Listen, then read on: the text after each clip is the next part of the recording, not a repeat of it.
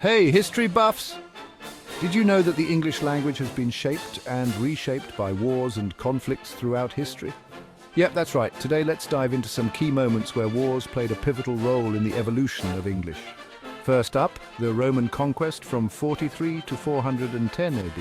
When the Romans invaded Britain, they brought with them Latin influences. This laid the early foundations for what would later become the English language.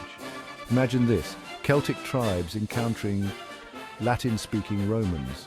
Words and customs began to blend, setting the stage for future linguistic developments. Fast forward to the 5th and 6th centuries, the Anglo-Saxon invasions. Germanic tribes like the Angles, Saxons and Jutes arrived, pushing out the Celtic languages. What emerged was Old English, a language that would continue to evolve over centuries.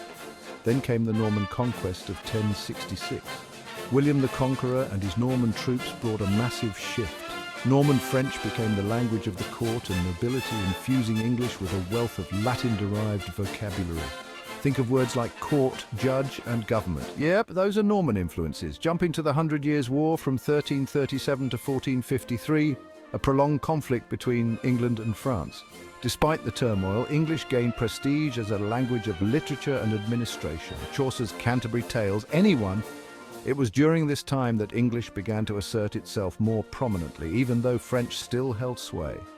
The 16th and 17th centuries saw the impact of the Renaissance and Reformation. These movements brought a flood of Latin and Greek terms into English. The English Civil War from 1642 to 1651 further influenced the language, with political discourse and societal changes leaving their mark. Now let's talk about the British Empire from the 17th to the 20th centuries. Through colonization, trade and migration, English spread across the globe.